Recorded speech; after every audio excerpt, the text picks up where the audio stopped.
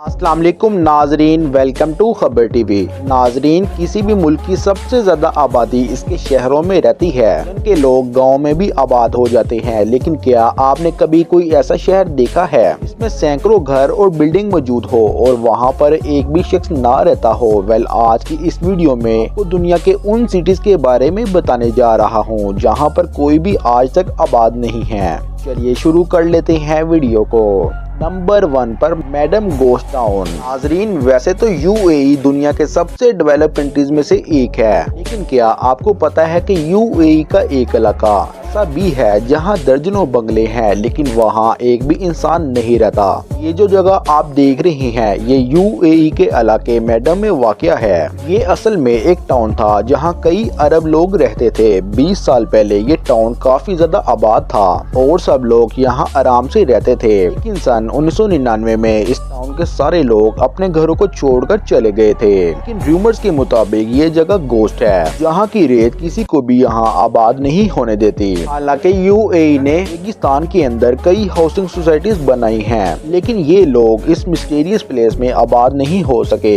1999 से ये जगह कम्प्लीटली अबेंडेड है। इसे गोस्ट विलेज भी कहा जाता है। एनीवे, जो भी हो, ये जगह वाकई में बहुत ही स्केरी है। Number 2, प्रिप्यात, Ukraine. नाजरीन, अगर बिग सिटीज की बात की जाए तो लोग ज्यादातर शहरों को इस वजह से छोड़ जाते हैं जब वहाँ पर महंगाई बहुत ही ज्यादा बढ़ जाती है। लेकिन अगर यूक्रेन के इलाके प्रिप्यात की बात की जाए तो वो इस मामले में बिल्कुल अलग है। इसी जमाने में इस जगह पर बहुत ही बड़ा शहर आबाद हुआ करता था, लेकिन अनफॉर्चुनेटली एक हादसे की वजह से ये शहर वीरानी में बदल गया।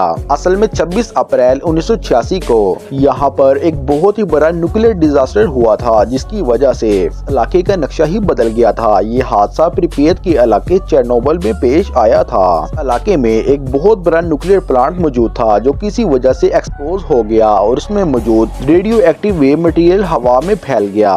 इसका नतीजा ये हुआ कि 36 घंटों के अंदर अंदर इस शहर के 49,000 लोग मौत का शिकार हो गए थे। न्यूक्लियर ब्लास्ट की वजह से जो गैसेस हवा में फैल रही थी वो मुसलसल लोगों की जान ले रही थी। इसी वजह से गवर्नमेंट ने पूरा शहर खाली करवा दिया। इसके आसपास 20 किलोमीटर तक रेड लाइन खींच दी ताकि लोग गलती से भी इसमें एंटर ना हो सके। इस हादसे के बाद आज तक कोई भी इस शहर में नहीं गया और ये पूरे का पूरा शहर अबेंडेड पड़ा हुआ है। जो भी हो, ये जगह किसी नाइटमेयर से कम नहीं है।